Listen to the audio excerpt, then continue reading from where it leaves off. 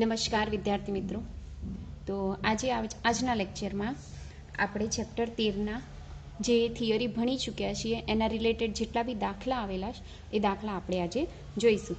તો જુઓ, ટેક્સ્ટબુક કાઢો, એમાં ઉદાહરણ પહેલો જુઓ 13.1. એવું લખેલું છે કે આયર્નના ન્યુક્લિયસ માટે દળ આપેલું છે. બરાબર, દળ એટલે એને આપણે શું કહીએ છીએ? એમ કેટલું આપેલું છે? 55.85 યુ. એને કિલોગ્રામમાં કન્વર્ટ કરી દઈએ તો 55.85 ગુણ્યા 1.67 ગુણ્યા 10⁻²7. જે બી આન્સર આવશે એ શેમાં આવશે? કેજીમાં. કેમ? કારણ કે એક યુ બરાબર આટલા લખી શકો. દળ મળી ગયું. હવે બીજું આપેલું છે એ બરાબર 56 આપેલું છે ને, તો તમારે ઘનતા શોધવાની છે. ઘનતા રો બરાબર કેટલા? તો દરેકને ખ્યાલ છે તે મુજબ ઘનતાનું સૂત્ર કયું છે? રો બરાબર દળ ભાગ્યા કદ. ચલો, દળ તો આપેલું છે તમને અહીંયા, જે મળી જાય મૂકી દેવાનું. કદ એટલે શું લખવાનું? તો ન્યુક્લિયસનું કદ એટલે 4/3 પાઈ આરનો ઘન. બરાબર. હવે એમ 3 ઉપર જશે, એમ અહીંયા આવશે 4 પાઈ. આરની જગ્યાએ આપણે આરનું સૂત્ર મૂકીશું, R0 એની 1/3. બરાબર, આરની જગ્યાએ આપણે એનું સૂત્ર મૂક્યું તો 3m ભાગ્યા 4 પાઈ R0નો ઘન અને એ. કારણ કે 1/3 અને 3 કેન્સલ થઈ જાય એટલે એકલું એ રહેશે. બરાબર. હવે એની અંદર કિંમતો મૂકી દો. એમની કિંમત, પછી R0ની કિંમત 1.2 ફર્મી, એટલે કે 1.2 ગુણ્યા 10⁻15 મીટર. અને એની જગ્યાએ આપણે શું મૂકવાનું છે? 56. આની ગણતરી કરી દો. જે બી આન્સર આવશે એનો એકમ રહેશે કિલોગ્રામ પ્રતિ મીટર ક્યુબ. તો આ રીતના ઉદાહરણ નંબર 1 જોયો આપણે. ત્યારબાદ જોઈએ ઉદાહરણ નંબર 2, 13.2. તો 13.2માં શું લખેલું છે કે 1 ગ્રામ દ્રવ્યની સમતુલ્ય ઉર્જાની ગણતરી કરો. બરાબર, એટલે દળ આપેલું છે એમ બરાબર 1 ગ્રામ. ખ્યાલ આવી ગયો? હવે ગ્રામનું કિલોગ્રામમાં કન્વર્ટ કરી દઈએ તો 10⁻³ કેજી. હવે ઉર્જા શોધવાનું છે. ઈ બરાબર કેટલા? તો ઈ બરાબર સૂત્ર કયું છે? mc². એમની કિંમત મૂકી દો. કેટલી મૂકશો? 10⁻³. ચલો, સીની કિંમત 3 ગુણ્યા 10⁸ વર્ગ. 3નો વર્ગ 9. બરાબર. 8 દૂની 16. 16માંથી 3 જાય તો 13, એટલે 9 ગુણ્યા 10⁻13 જૂલ થશે. આ જૂલમાં મળી ગયું. એને તમે ભાગ્યા 1.6 ગુણ્યા 10⁻19 કરી દો. ગુણ્યા 10⁻19 એમાં કન્વર્ટ કરો તો તમારો જવાબ આવશે લગભગ 931.4 એમઈવી જેવો આન્સર આવશે. એટલે આ આપણે એમઈવીમાં મેળવ્યો, આ આપણે જૂલમાં મેળવ્યો. તો ડાયરેક્ટ તમે એવું બી લખી શકો કે ના, આની અંદર તમારો કંઈક આન્સર બીજો જ આવશે. જોઈ લેજો, તમે લોકો ગણતરી કરજો, જે આવતો હોય તમે અહીંયા લખી કાઢજો. એ આન્સર શેમાં આવશે? તો ઈવીમાં આવશે. શેમાં આવશે? ઈવીમાં. અને પછી એને 10⁶ વડે ભાગી કાઢવાનું, તો જે જવાબ આવે એ શેમાં આવશે? એમઈવીમાં આવશે. તો આ રીતના આપણે ઉદાહરણ 13.2 જોયો. ત્યારબાદ જોઈએ ઉદાહરણ 13.3. બરાબર. એક એટોમિક માસ યુનિટની સમતુલ્ય ઉર્જા પ્રથમ જૂલમાં અને પછી એમઈવીમાં શોધો. બરાબર, એટલે દળ આપેલું છે. 1 મિનિટ.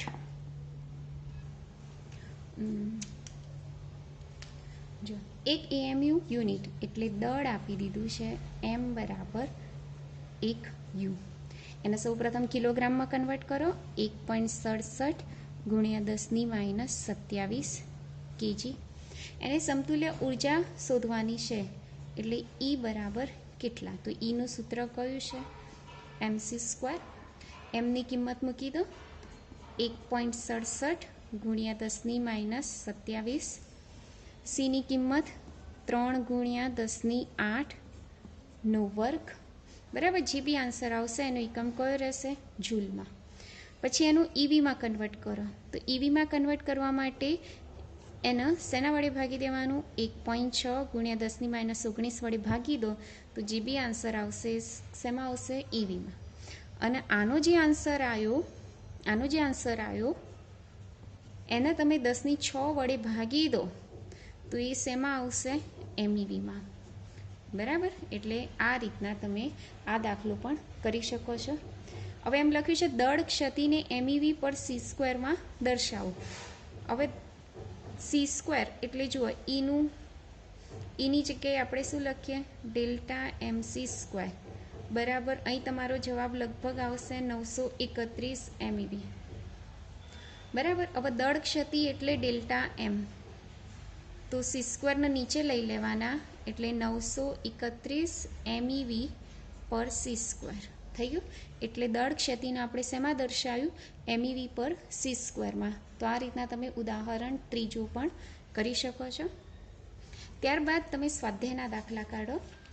બરાબર. આ થિયરીના રિલેટેડ જે દાખલા હતા એ મેં ઉદાહરણના જોઈ લીધા. હવે સ્વાધ્યાયના દાખલા કાઢો. તો સ્વાધ્યાયનો દાખલા નંબર 1. ચલો, સ્વાધ્યાયનો દાખલા નંબર 1 શું કહે છે આની અંદર? તો જુઓ, લિથિયમનું પ્રમાણ કેટલું? 7.5% અને એનું દળ કેટલું? 6.01512 યુ. અને એવી જ રીતે લિથિયમ 7નું પ્રમાણ કેટલું? 92.5% અને એનું દળ કેટલું? 7.01600 યુ. તો લિથિયમ પરમાણુનું દળ શોધવાનું છે. મેં તમને આવું એક શરૂઆતના લેક્ચરમાં કીધું હતું, પહેલાં શરૂઆતના ટોપિકમાં, કે જ્યારે સરેરાશ દળ શોધવાનું હોય ત્યારે આ બંનેનો ગુણાકાર ભાગ્યા 100 કરવાનો વત્તા આ બંનેનો ગુણાકાર ભાગ્યા 100 કરવાનો. બરાબર. એટલે લિથિયમ પરમાણુનું દળ બરાબર આ બંનેનો ગુણાકાર કરી દઈએ. 7.5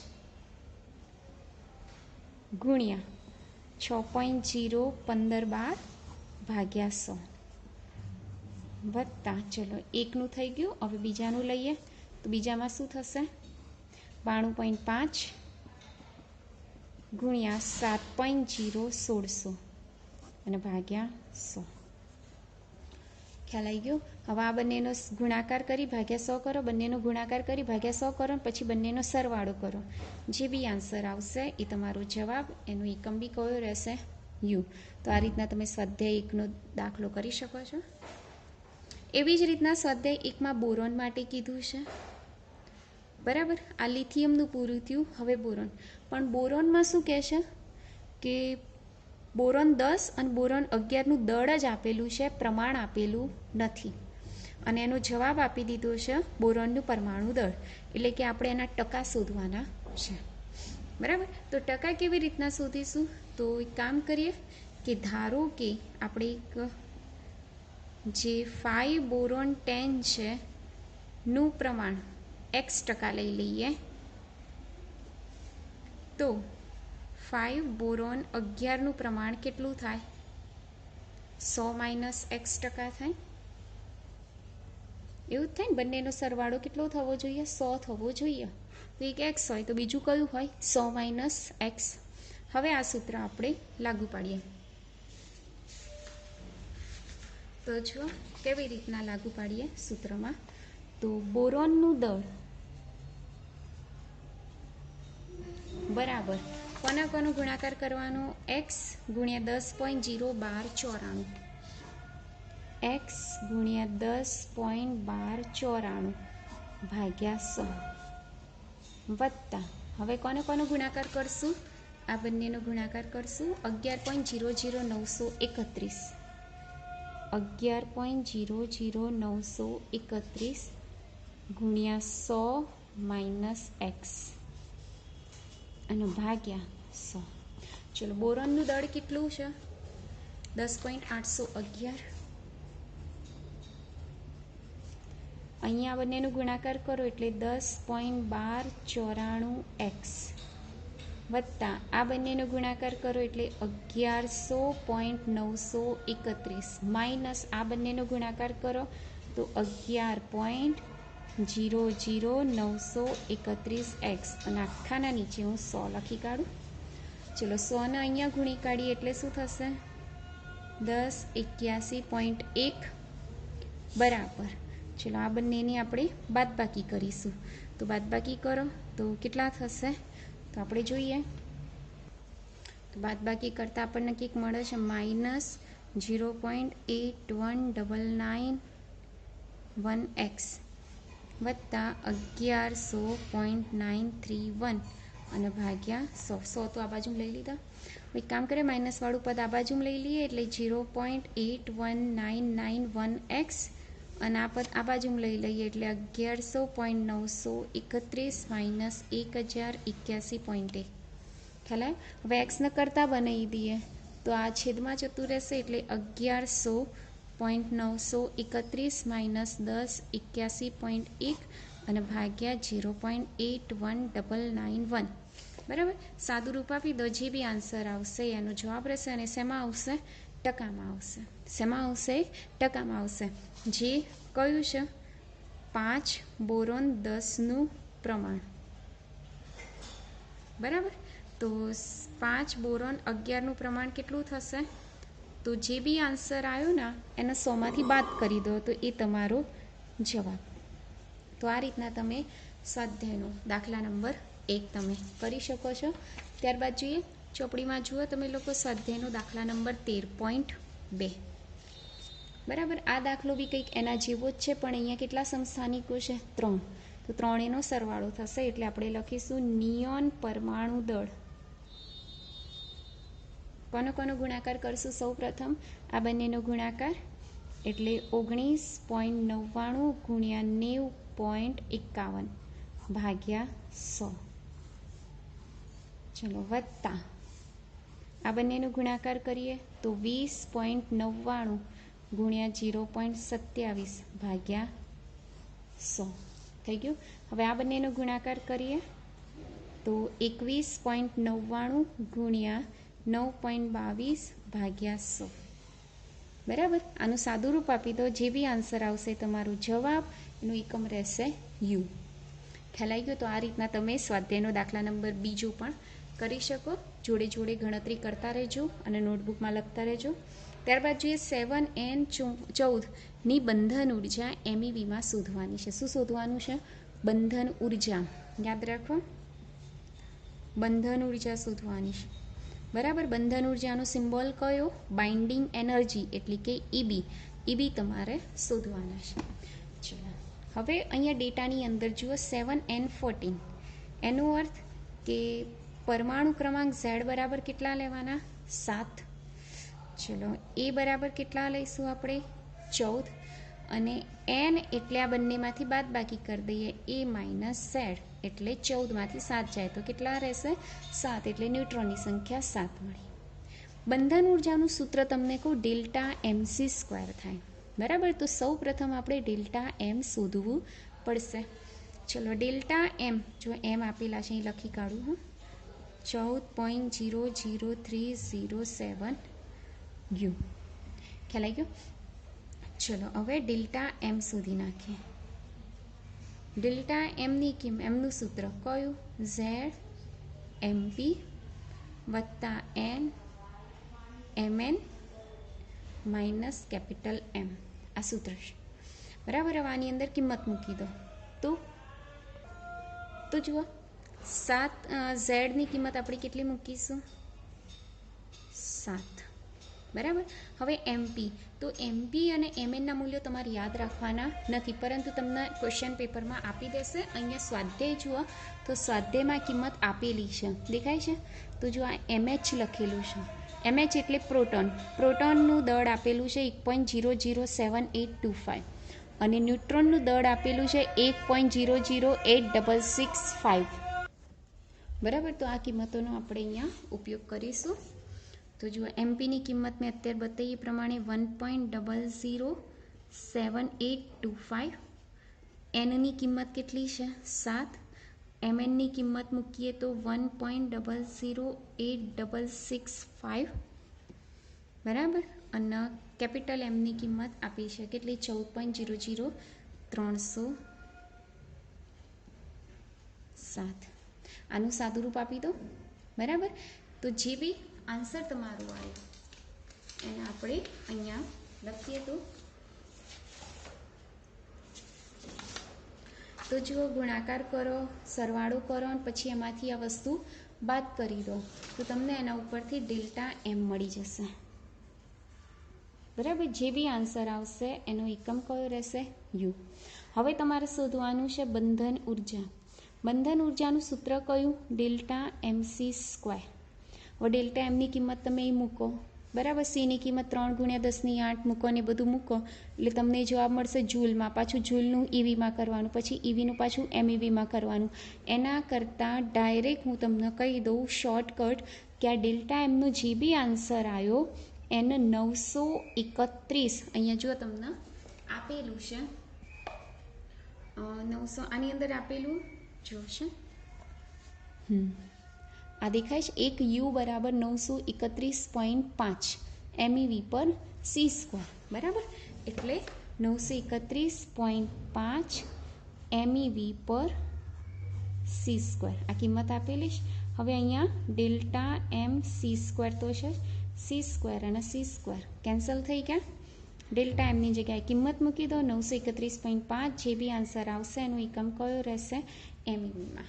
તો આ રીતના તમે સ્વાધ્યાયનો દાખલા નંબર 3 સરળતાથી કરી શકો છો. ત્યારબાદ આપણે જોઈએ સ્વાધ્યાયનો દાખલા નંબર 4. એ બી આના જેવો જ કરવાનો છે. ન્યુક્લિયસની બંધન ઉર્જા શેમાં શોધવાની છે? MEVમાં, બંને તત્વો માટે. તો ચલો સૌ પ્રથમ આપણે 26 Fe 56 માટેની વાત કરી લઈએ. તો ચલો Z બરાબર કેટલા? 26, A બરાબર કેટલા? 56 અને N બરાબર કેટલા? 56માંથી 26 જાય એટલે કે 30 રહેશે. પછી ન્યુક્લિયસનું દળ એટલે કે આર્યન ન્યુક્લિયસનું દળ કેટલું છે? 55.934939 યુ. સૌ પ્રથમ આપણે ડેલ્ટા એમ શોધી નાખીએ. ડેલ્ટા એમનું સૂત્ર ફરીથી ZMP વત્તા NMN માઇનસ M. કિંમત મૂકી દો. ઝેડની જગ્યાએ 26 મૂકો, એમપીની જગ્યાએ મેં અત્યારે તમને અગાઉ બતાવી એનની કિંમત, MNની કિંમત અને એમની કિંમત, બધી કિંમત મૂકો. એનો એકમ કયો આવશે? યુમાં આવશે. ખ્યાલ આવ્યો? હવે બંધન ઉર્જા શોધવાની છે. ચલો, બંધન ઉર્જાનું સૂત્ર કયું છે? Delta MC². ચલો, ડેલ્ટા MC². હવે ડેલ્ટા એમની કિંમત તમારે અહીંયા જે આવે એ મૂકી દેવાની. ખ્યાલ આવ્યો? અને અહીંયા c². તો યુ છે, અહીંયા જે યુ આવશે એ યુની જગ્યાએ તમે કેટલા લખશો? 931.5 MEV/c², બરાબર. એટલે આ c² કેન્સલ. પછી આ બંનેનો ગુણાકાર કરી દો એટલે જે બી આન્સર આવશે એનો એકમ કયો રહેશે? MEVમાં. ખ્યાલ આવી ગયો? એટલે તમને બંધન ઉર્જા શેમાં શોધી નાખી? MEVમાં. એ જ રીતે શેના માટે શોધવાનું છે તમારે? 83 બિસ્મથ 209 માટે. તો આ તમારે જાતે શોધવાનું રહેશે. આના ડેટા હું તમને કહી દઉં તો Z બરાબર કેટલા? 83, A બરાબર કેટલા? 209 અને Nની કિંમત 209માંથી 83 બાદ કરી દો એટલે કેટલા રહેશે? તો 17 અને 9 તો 26 એટલે 126 રહેશે. ખ્યાલ આવી ગયો? તો અને એમ ન્યુક્લિયસનું દળ કેટલું આપેલું છે? 208.980388.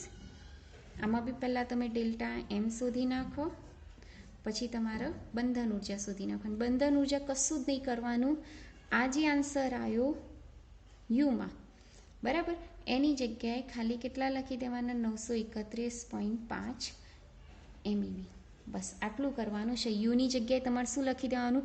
931.5 MEV અને ડેલ્ટા એમની જગ્યાએ શું લખી દેવાનું? EV. આ જે કિંમત આવી એ કિંમત અહીંયા મૂકવાની. બસ આટલું ઇઝી છે. તો આ રીતના તમે સ્વાધ્યાયનો ચોથો દાખલો કરી શકો. ત્યારબાદ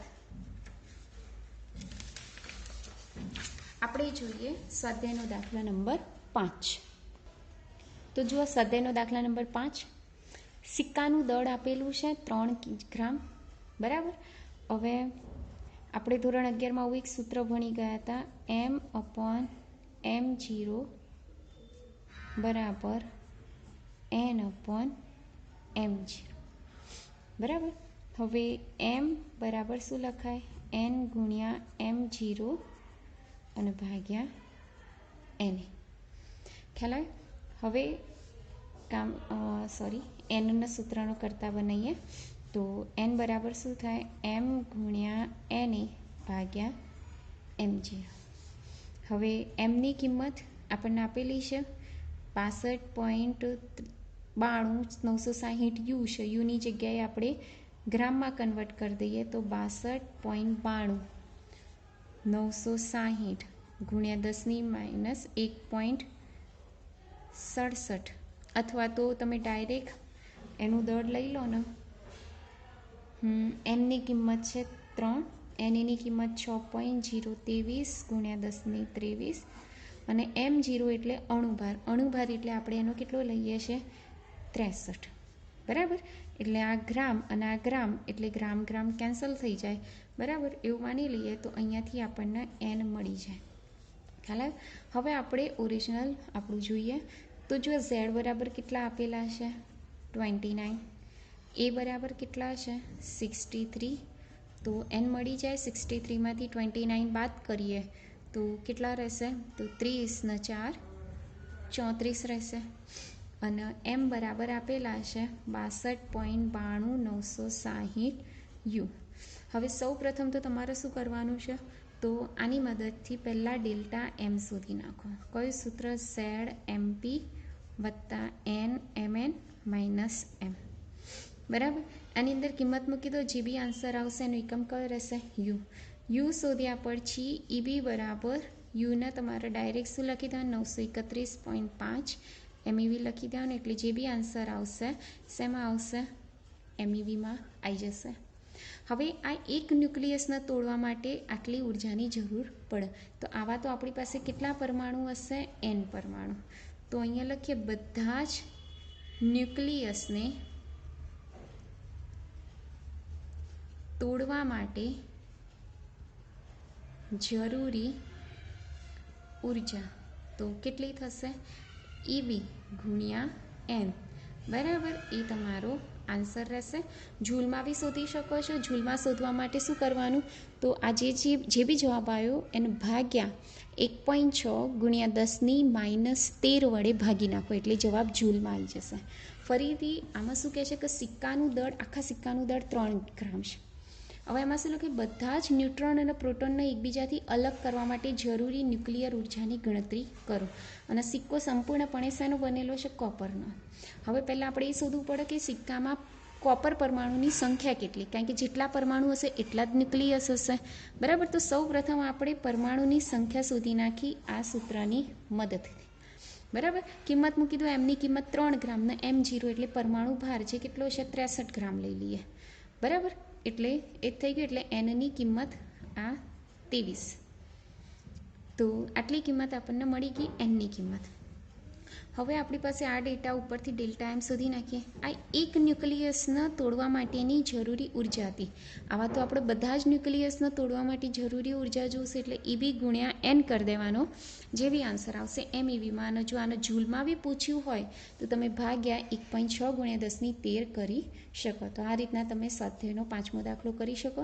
આ દાખલા તમે તમારી નોટબુકમાં વ્યવસ્થિત રીતે ગણતરી સાથે ગણી દો અને પાછળ જવાબો બી ચેક કરી દો. નેક્સ્ટ લેક્ચરમાં આપણે આગળનો ટોપિક જોઈશું. ત્યાં સુધી થેન્ક યુ.